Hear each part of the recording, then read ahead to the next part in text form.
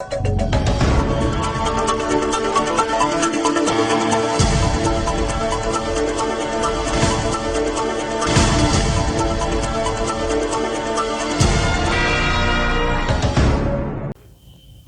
है आपका India live 24। मैं हूं आपके साथ मधु सिन्हा। हाजिर हो तमाम छोटी बड़ी खबरों के साथ। भागलपुर में जेडीयू पार्टी में घमासान मच गया है और जिलाध्यक्ष पंचम श्रीवास्तव के कार्यशैली से नाराज 22 सक्रिय जेडीयू नेताओं ने अपने अपने पद से इस्तीफा दे दिया है और पार्टी के प्रदेश अध्यक्ष उमेश कुशवाहा, राष्ट्रीय अध्यक्ष आरसीपी सिन्हा और बिहार के मुख्यमंत्री नीतीश कुमार को अपना त्याग पत्र भेजकर भागलपुर जिला अध्यक्ष को बदलने की मांग की है। इससे पहले सभी जेडीयू के नेता भागलपुर कचहरी परिसर में एकत्र हुए और बैठकर जेडीयू जिला अध्यक्ष के खिलाफ रणनीति बनाई। इस दौरान भागलपुर के पूर्व युवा जेडीयू जिला अध्यक्ष ब्रजकिशोर सिंह ने कहा कि जिले में सचिव के पद पर आसीन थे नवनिर्वाचित जेडीयू जिला अध्यक्ष पंचम श्रीवास्तव पर संगीन आरोप लगाते हुए युवा जेडीयू के पूर्व जिला अध्यक्ष ने कहा कि वर्तमान जिला अध्यक्ष 5 वर्ष में 3 पार्टी बदलकर जेडीयू में शामिल हुए और उन्हें जिला अध्यक्ष बना दिया गया। पंचम श्रीवास्तव चाटुकार से घिरे रहते हैं और पार्टी विरोधी कार्य करने वाले लोगों को महासचिव और जिला कमेटी का सदस्य बनाया है, जिससे पार्टी की छवि धूमिल हो रही है। साथ ही साथ जिले के वरिष्ठ कार्यकर्ताओं ने पार्टी के शीर्ष नेतृत्व को अपना त्याग पत्र देते हुए जिला अध्यक्ष बदलने की मांग की है, जिससे पार्टी की साख आम लोगों के बीच मजबूत हो सके। ब्रजकिशोर ने यह भी कहा कि जब तक पार्टी पंचम श्रीवास्तव को पद से नहीं हटाती, तब तक हम सभी उनका पुरजोर विरोध करते रहेंगे। सरकार बाल विवाह, दहेज प्रथा जैसी सामाजिक कुरीतियों के खिलाफ अभियान चला रही है। इसके लिए कड़े कानून बनाए जा रहे हैं। इसी कड़ी में लखीसराय जिले में विगत कई वर्षों से बाल विवाह एवं दहेज प्रथा उन्मूलन की अनूठी और कारगर पहल की जा रही है। श्री इंद्र दमनेश्वर महादेव मंदिर अशोक धाम ट्रस्ट द्वारा हर वर्ष समाज के आर्थिक रूप से कमजोर लड़के लड़कियों का दहेज मुक्त विवाह कराया जा रहा है। इस बार कोरोना और लॉकडाउन के बीच आज 6 जोड़े की सामूहिक शादी कराई गई। इस दौरान मंदिर परिसर में विवाह स्थल पर काफी संख्या में लोगों की भीड़ भी देखी गई। इंद्र दमनेश्वर महादेव मंदिर ट्रस्ट के सचिव डॉक्टर श्याम सुंदर प्रसाद सिंह ने बताया कि बाल विवाह एवं दहेज प्रथा कानूनन अपराध हैं। इंद्र दमनेश्वर महादेव मंदिर ट्रस्ट सामाजिक कुरीतियों को जड़ से समाप्त करने के लिए अभियान चला रहा है। इसके तहत हर वर्ष सामूहिक विवाह का आयोजन कर समाज के आर्थिक रूप से कमजोर युवक युवतियों की बिना दहेज के शादी कराई जाती है। इस बार भी कोरोना संक्रमण को देखते हुए सभी नियमों का पालन कराते हुए शादी की रस्में पूरी की गईं। आज 6 जोड़े वधू का विवाह अशोक धाम परिसर में संपन्न हुआ। ऐसे तो 40 लगभग 40 जोड़े का शादी होना था, लेकिन कोरोना संक्रमण के कारण हमारा कार्यक्रम नहीं हो सका।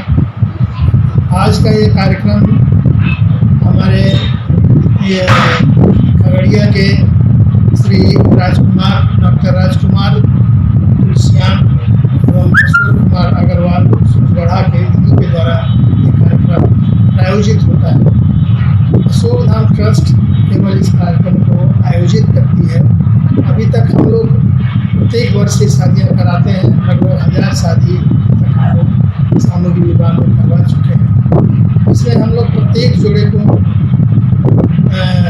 गृहस्थ जीवनोपयोगी सारे सामान देते हैं, बर्तन देते हैं खाना बनाने का, खाने का, और ये ओढ़ने बिछाने का सामान देते हैं, बक्सा देते हैं जिसमें साड़ियाँ और सारे वस्त्र रहते हैं। इसके अलावा हम लोग वर वधू को घड़ी भी देते हैं, शादी के आभूषण देते हैं। कितने वर्षों से यह कार्यक्रम चला? ये लगभग 10-12 साल से चल रहा है। और हम लोग इस कार्यक्रम का उद्देश्य खास करके ये दहेज मुक्त प्रथा को प्रोत्साहित करना है।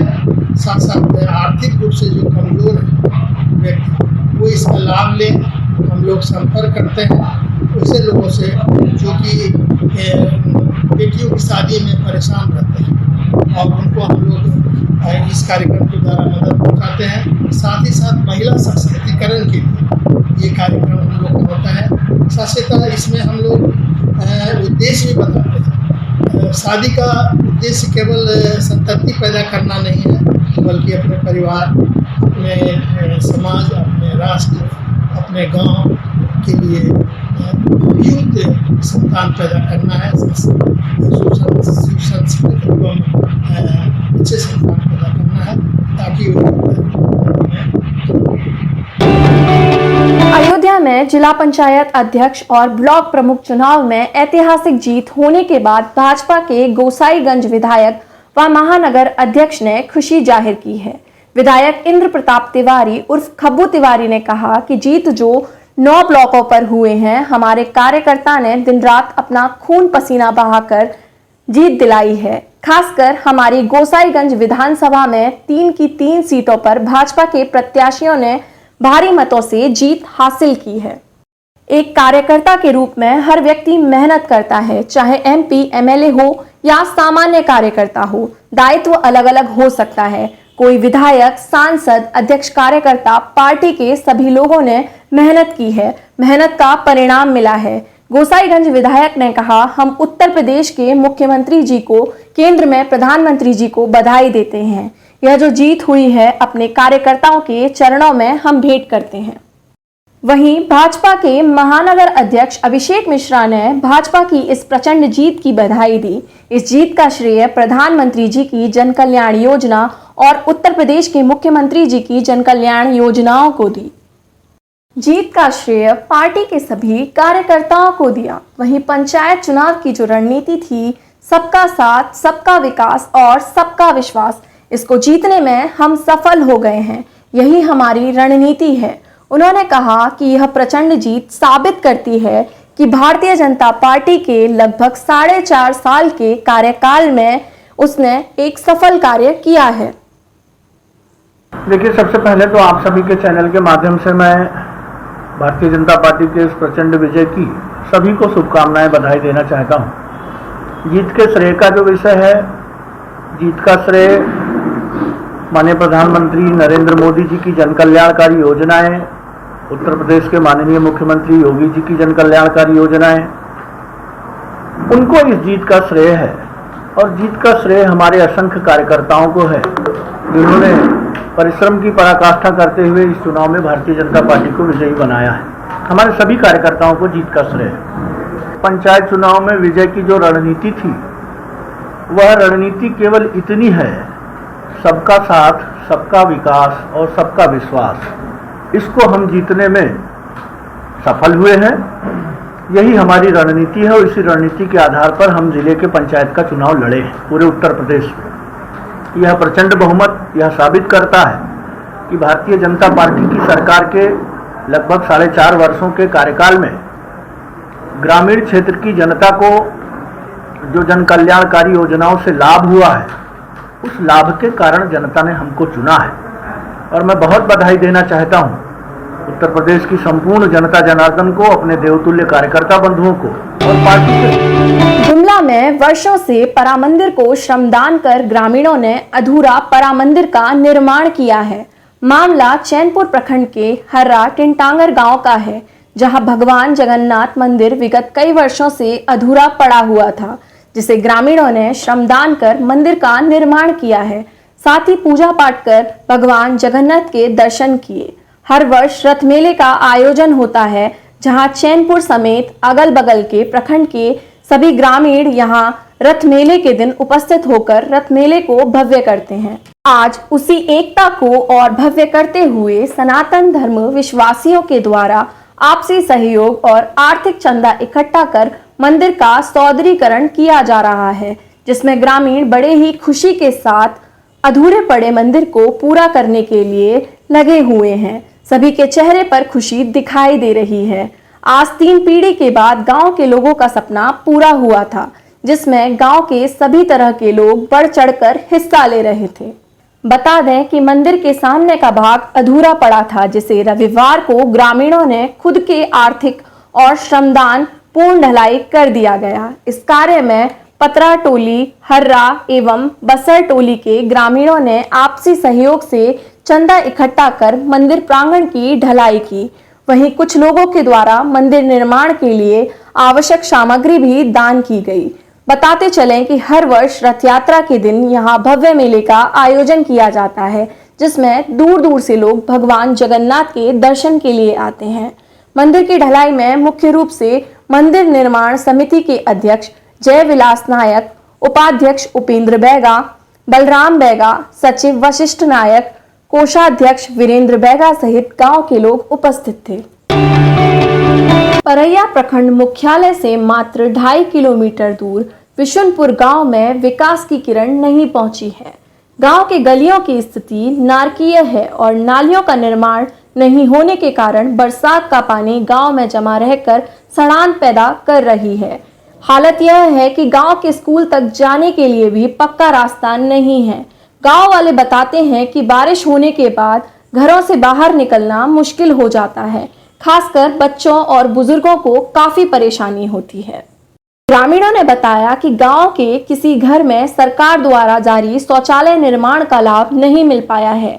गरीबों के लिए सरकार द्वारा उपलब्ध प्रधानमंत्री आवास योजना का भी लाभ नहीं मिल पा रहा है। ग्रामीणों ने बताया कि शौचालय निर्माण नहीं होने के कारण बड़ी कठिनाई होती है।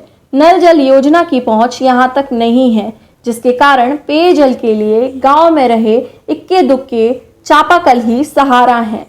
इस गांव के लोग अपनी बेबसी के लिए स्थानीय मुखिया को जिम्मेदार ठहराते हैं। परेशानी होए थे ये है कि रोड भी नहीं बनाते हैं। बच्चा जाते हैं जब मुखिया के तो जरूरत होता है बच्चा के सहन करने के लिए, पैसा के, कोई चीज़ के, हर चीज़ के। हम पढ़ल लिखल तो नहीं हैं, बाकी बच्चा के इस सब के दिक्कत होता है तो कहता है कि हम तुमको सहन नहीं करेंगे, ये हम नहीं तुमको सहन करेंगे। उसका जवाब हम का दें? सड़क तो एकदम में देखिए कि देख रहे हैं अभी यह सड़क पर कितना बूढ़ा बूढ़ी उंगड़ाता है, हाथ टूटता है, गोड़ टूट रहा है।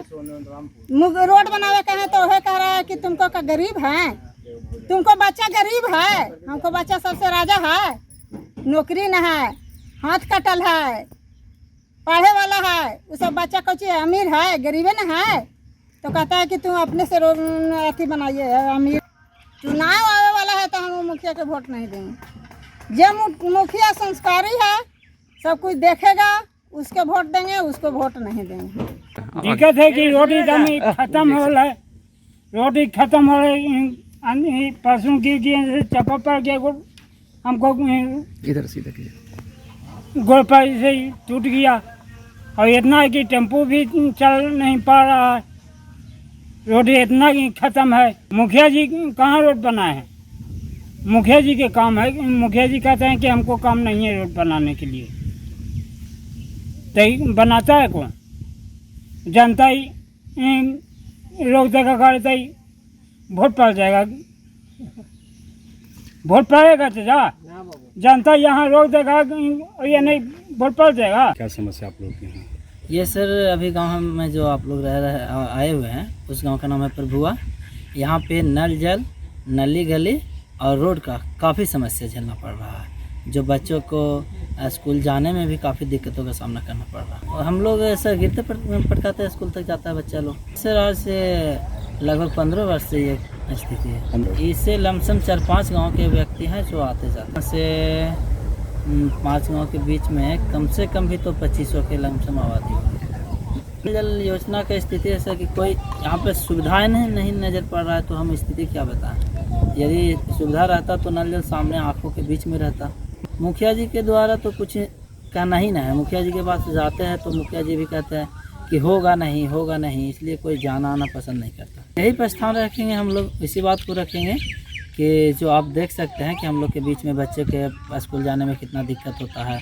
हम लोग के स्नान करने के लिए नाली के भी पानी कहाँ जाएगा, और अपना नल जल का भी व्यवस्था कुछ नहीं है यहाँ पे। बताइए क्या समस्या? अगले विधानसभा चुनाव में भी जब यहाँ टीम आई थी काम करने के लिए, तो उस समय मुखिया आए थे। जनता ये लोग समस्या कर रखे कि देखिए कैसे जाएंगे। उस समय वहाँ पर वो लोग बोले भी हम लोग जाने का दिक्कत है, वो लोग भाव दिला देंगे, मट्टी दिला देंगे। अभी साल भर बीत भी गया, देखिए अगले दशहरा में चुनाव हुआ था, देखिए रहे हैं स्थिति जिस तरह से यहाँ जो भी काम धरातल देख रहे हैं, उस वार्ड अपना वोट के लिए अब सब नरेगा से काम कराया है, वो जनता सब देखिए रहा, जान रहा है सब, यहाँ साथ नीचे काम हो रहा है। अब मेरे मुखिया कह रहे हैं कि मेरा काम जो पंचायत में हुआ है प्रखंड में कहीं काम नहीं हुआ है, ये तो जनता बताएंगे, हम कहने की कम जरूरत है। जल योजना में आधा गांव में जाकर के पूछिए, अभी भी हम कह रहे हैं आधा गांव में पानी जाता, आधा गांव में नहीं जाता है, यहाँ भी वही है। इंग्लिश पर भी जाकर देखिए, अगर उन लोग बाढ़ से जाकर के बोलता है, कहता है कि तू जो ना, तो जहाँ जगह लोग जहाँ जो ना, एकदम ऐसी जवाब देता है जी कि फूटल नहीं पाइप, हाँ जहाँ जला तहाँ जो, ऐसी रह तो ना हो तो कहा कि वो कर अपना मुखिया है भाई, वो कह रहा है कि हम क्या कर ले बतू। विश्व धरोहर महाबोधि मंदिर की देखरेख करने वाली संस्था बोध गया टेम्पल मैनेजमेंट कमेटी के वर्तमान ऑफिस को तोड़कर उसका नए सिरे से निर्माण होना है। इसके लिए अस्थायी रूप से कालचक्र मैदान में ऑफिस बनाने का काम प्रारंभ किया गया है, लेकिन स्थानीय लोग इसका विरोध कर रहे हैं। लोगों का कहना है कि अस्थायी के नाम पर पक्का निर्माण हो रहा है। लोगों का कहना है कि परम पावन दलाई लामा जी का इसी मैदान में प्रवचन होता है, जिसमें दुनिया के कोने कोने से लाखों श्रद्धालु यहाँ आते हैं। साथ ही बोध गया का एकमात्र यही मैदान है। पास में और भी दूसरी कई जगह हैं जहां ऑफिस निर्माण किया जा सकता है। स्थानीय एमएलए और आरजेडी के प्रदेश प्रवक्ता कुमार सर्वजीत ने इस कार्य पर अविलंब रोक लगाने की मांग की है। उन्होंने कहा कि परम पावन दलाई लामा जी से मिलने बिहार के मुख्यमंत्री नीतीश कुमार इसी मैदान में आते हैं। बिहार का यह सबसे खूबसूरत मैदान है, जिसमें राष्ट्रीय और प्रदेश स्तरीय खेल कूद का भी आयोजन किया जाता है। आपको बता दें कि ऐसे मैदान में बीटीएमसी द्वारा किसी भी तरह का निर्माण कराया जाना जनहित में नहीं है। श्री कुमार ने यह भी कहा है कि लगभग 1.5 वर्षों से महाबोधि मंदिर में दान नहीं आ रहा है। कोरोना महामारी के चलते विदेशी श्रद्धालुओं का यहां आना बिल्कुल बंद है। ऐसी स्थिति में बोध गया टेम्पल मैनेजमेंट कमेटी की प्राथमिकता होनी चाहिए। मंदिर के रखरखाव और कर्मचारियों के वेतन सुचारू रूप से चलाने के लिए पैसे बचा कर रखें। उन्होंने बताया कि पूर्व सीएम जीतन राम मांझी ने भी संबंधित अधिकारियों को कहा है कि इस निर्माण पर तत्काल रोक लगाई जाए। जल जीवन हरियाली के प्रति मुख्यमंत्री नीतीश कुमार की प्रतिबद्धता का हवाला देते हुए कुमार सर्वजीत ने सरकार से इस निर्माण को अविलंब रोक लगाने की मांग की है, अन्यथा कोर्ट जाने की भी चेतावनी दी है। गया में एकमात्र कालचक्र मैदान है और विश्व धरोहर है। पूरी विश्व के लोग जानते हैं कि कालचक्र मैदान में धर्मगुरु दलाई लामा का प्रवचन होता है, बौद्ध महोत्सव होता है, स्टेट लेवल के खेल होते हैं। और मैं दावे के साथ कह सकता हूं कि पूरे बिहार में इस तरह का कहीं पे ग्राउंड नहीं है। बीटीएमसी अपनी ऑफिस तोड़ करके कालचक्र मैदान के बीचों बीच अपना ऑफिस निर्माण करा रहे हैं। यह कहीं से मुझे लगता है कि इस सरकार में क्या लोगों को हो गया है। बौद्ध मंदिर विगत 1.5 से 2 वर्षों से बंद है। दान पत्र में इनके पास पैसे नहीं आ रहे हैं और इनके कर्मचारी को वेतन के लाले पड़ने जा रहे हैं। सबसे पहली प्राथमिकता होनी चाहिए थी कि मंदिर को हम सुचारू रूप से कैसे चलाएं और कर्मचारी की छटनी बंद करें, उसकी सैलरी कैसे मिले। पूरा देश अभी यही चाह रहा है। स्थिति काफ़ी दयनीय है। इतनी खूबसूरत जगह के बीच में ऑफिस बना देना ये बिल्कुल जो है, और माननीय मुख्यमंत्री जी का ड्रीम प्रोजेक्ट है जल जीवन हरियाली। वो कहते हैं कि मैदानों में पेड़ लगाओ, पौधे लगाओ। हम पूरे काल चक्र में पौधे लगाए हैं और स्वयं बिहार के मुखिया हमेशा दलाई लामा से आशीर्वाद प्राप्त करने उसी काल चक्र मैदान में आते हैं। यह निर्माण सरासर गलत है और माननीय पूर्व सीएम जीतन राम मांझी ने भी गया के कमिश्नर से, गया के कलेक्टर से आग्रह किया है कि यह गलत है। सरकार के लोग भी कह रहे हैं कि यह गलत है। तो आप इससे अच्छा है कि बीटीएमसी मंदिर के बगल में, ऑफिस के बगल में डाक बंगला है, आप उसमें ऑफिस बना लीजिए। बगल में चिल्ड्रन पार्क है, उसमें आप ऑफिस बना लीजिए। काल चक्र ऐसे विश्व विख्यात जो मैदान है, उसमें धर्मगुरु दलाई लामा का प्रवचन होता है, उसमें निर्माण कराने का कहीं से कोई औचित्य नहीं है। यह सरासर मनमानी है। हम इसकी निंदा करते हैं, इसका विरोध करते हैं। अगर सरकार नहीं मानती है, बीटीएमसी के द्वारा यह निर्माण जारी रहता है, तो हम 10 दिन के अंदर जो है इसको हाई कोर्ट में हम पीआईएल दर्ज करने जा रहे हैं। हम पीआईएल करेंगे। अपने पत्र भी लिखा है। हमने जो है डिप्टी पूर्व सीएम जो हैं जीतन राम मांझी, उनसे भी हमने मुलाकात किया। जीतन राम मांझी ने भी माना कि यह गलत है।